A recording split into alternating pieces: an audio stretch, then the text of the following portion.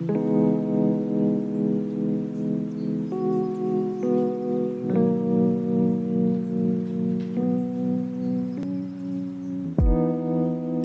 welcome back to my art channel and a late Happy New Year.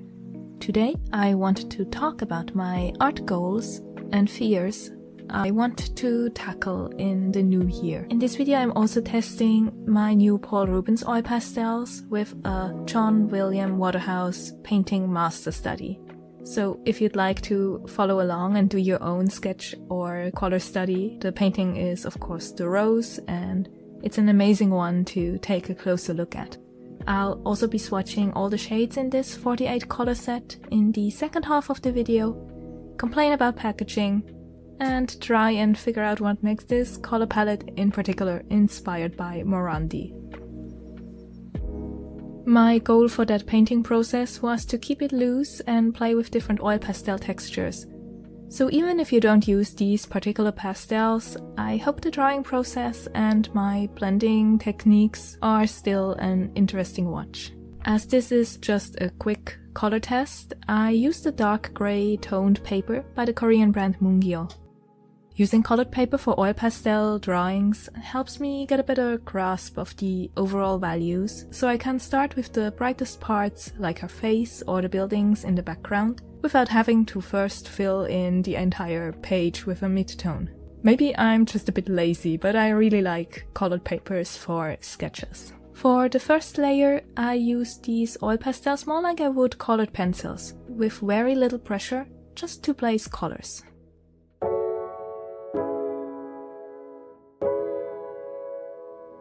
Let's talk a bit about art goals in 2024. Specifically what I want to practice and how I hope to do that, and why this sketch maybe isn't a good fit for what I really want to learn. It's a bit weird to say, but I want to paint more realistic this year. Why is that weird? Because I never had a particular interest in, for example, creating photorealistic art. I love surreal elements, vibrant colors, and fantasy settings, but I think it's time to go back to basics and really study fundamental painting and drawing skills, so that I can paint those surreal and fantastical parts with intention, instead of just mixing up some colors and hoping for the best. I hope that learning more about realistic painting and fundamentals will give me the tools to be more mindful in what my art style really looks like, and that I can paint even fantastical subjects exactly like I imagine them, instead of simplifying them to fit my skill level. Have you ever felt like the ideas you paint are limited by your skills? Or does your art style feel organic and suited to exactly what your artistic vision is? I'm definitely still struggling with really finding my voice as an artist or illustrator, and having an art style is only a part of that. I hope that this year I can learn more about painting, and that it opens up new paths for me, and that my style evolves along with that. So this color study I'm painting here actually shows that limitation pretty well. I painted it to test out new oil pastels, so the goal wasn't for this to be an amazing detailed master copy at all. But still, I wonder why I gravitate towards my comfort zone so much, and tend to simplify paintings if I can.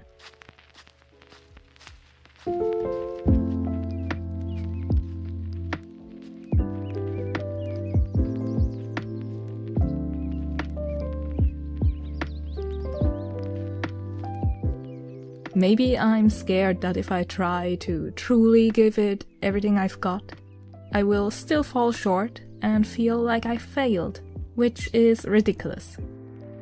Yes, art can be comforting and an amazing creative outlet to soothe worries or stress, but it can, and in my opinion also should, be challenging and push me further. And I shouldn't be scared of that side of art. I'm not sure if that makes sense. Ever since I got into painting, I've loved doing master studies, no matter if they are of actual old masters, modern illustrators, or movies. In 2024, I really want to hone in on that and dive back into my sketchbooks. This sketch here is a simplified version of John William Waterhouse's painting The Rose. For a long time, Waterhouse's art in my mind always looked very soft and light. But once I started drawing master studies, I noticed how intense his contrasts are. He's a master of framing his figures with the greatest contrast in both value and saturation, usually around their faces. It's what makes his art, while delicate and dreamlike, also feel dramatic and dynamic. I've been wanting to paint and sketch and study more of his art, so testing these colors was a great excuse. What I like about the Paul Rubens oil pastels in general is the wide variety of textures I can create. They are great for blending smoothly into paper when using blending stumps and more pressure, or with less pressure they show the paper texture beautifully. And then when using them for final touches, I like the impasto effects they can create. Do you have an art comfort zone you feel scared to leave? My comfort zone is small paintings in which I focus on the face, but then get a bit lazy or scared of backgrounds or anatomy and clothing. So I tend to fade out or make those more abstract. Like I do here with the background and her cloak especially. I noticed it while editing and talking about my art goals and wanting to tackle realism and getting over my art fears, but this color study really shows my modus operandi when I encounter something that I struggle to paint. So I'm curious to hear if you have something similar that you just kind of use as a shortcut to finish a painting that you're not quite sure how to finish. For me, it's apparently strange textures and simplified backgrounds.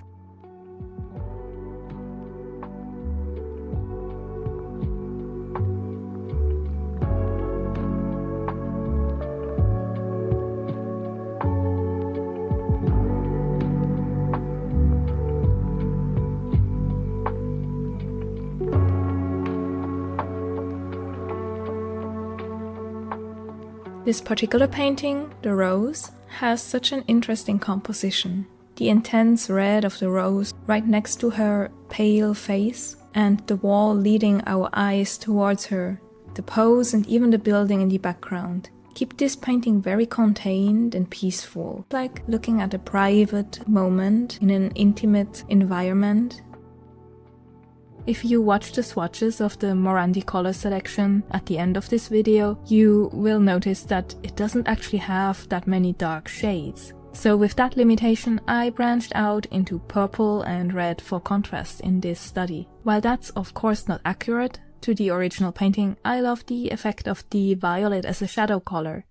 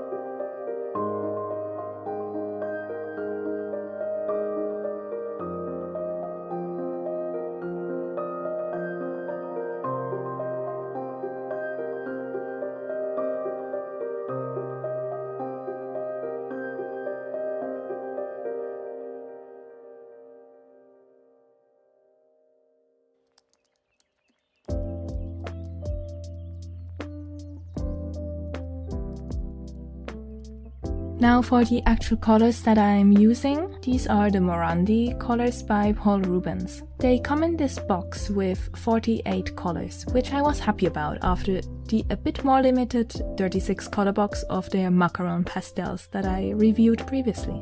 Named after Giorgio Morandi, the Italian still life artist, I expected these to be mostly muted tones with grays and dark tones for moody paintings. I ordered these in a bit of a rush as I needed an additional Paul Rubens box for a workshop that I was teaching. So honestly, I just glanced over the color selection and went for it. Funnily enough, the packaging actually gives zero information on Giorgio Morandi and his art. The colors aren't even included in the little booklet, which is just the exact same one included with the macaron oil pastels I'd bought previously. So that's a bit unfortunate, as oil pastels can get quite messy, and having a booklet with actual color names or numbers listed would be great for organizing these later. Now, I do really like this color selection overall. That's a subjective point, but if you've been here for any of my other oil pastel videos, you know that I like muted colors, gray tones, and soft browns that then combine beautifully with brighter hues for contrast. Remember how I mentioned that I like seeing color names or numbers to organize my art supplies? While these of course have color numbers, the system is completely different from the other oil pastels by Paul Rubens. There are no English names, which is fair as this is a Chinese brand, but I'd kind of hoped they would keep it consistent with the other sets, at least. The numbering system itself also changed, and I find that these are generally typed at a very small size and a bit hard to read. Let's see how the individual shades perform, as Paul Rubens oil pastels can be a bit inconsistent in texture and pigmentation. The oil pastels themselves are very soft, and overall this box felt more consistent than the macaron colors, which went from very soft to very waxy.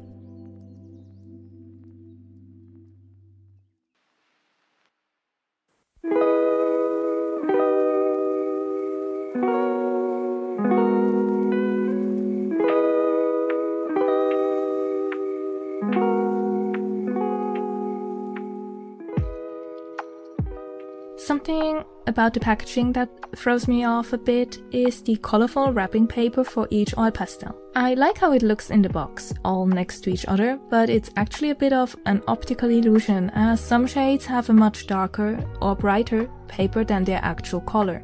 And since the paper covered part is the largest, most visible part, my eyes gravitate towards the wrong colors sometimes while using these.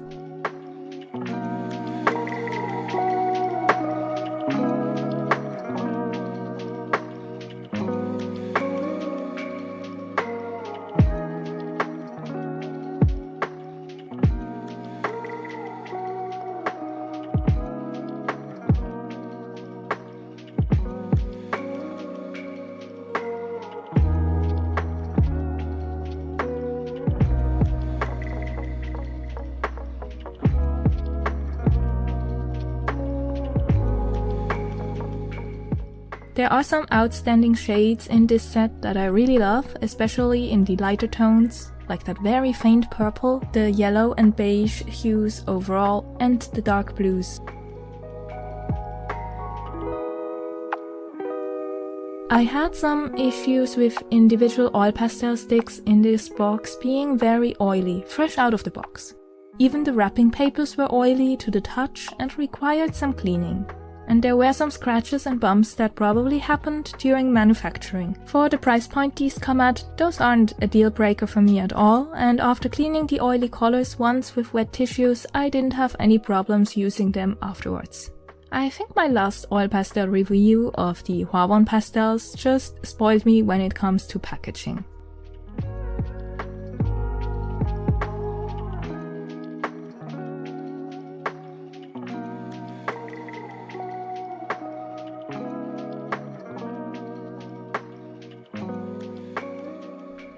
This color selection isn't meant to be complete, but to go with Paul Rubens' standard set. but it does feel much more versatile and complete in itself compared to the macaron set I've been using so far.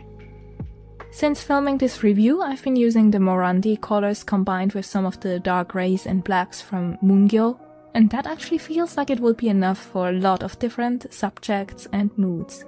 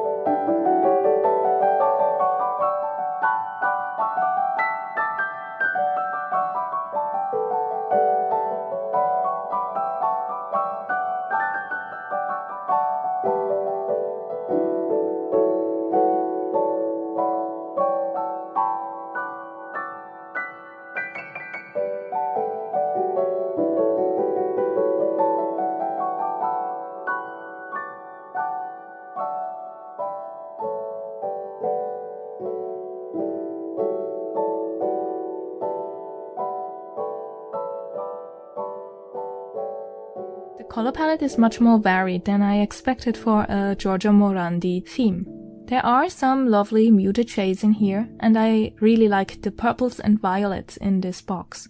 But I wish some of the green shades maybe had been replaced by darker greys or a dark brown. The darkest color is actually a burgundy red, which, for a box named after an artist famous for his very muted grey still life paintings, is a bit strange. I hope you found this review helpful, or if the Paul Rubens oil pastels aren't your favorites overall, the portrait sketch was fun to watch or sketch along with. If you liked this video, I'd appreciate a like or even a comment. Let me know what you've been painting lately, or what your art goals are for 2024, or maybe even what you find challenging or scary. I'd love to know if I'm alone with that feeling. Thank you so much for watching, and I wish you a wonderful start to 2024 and many amazing paintings.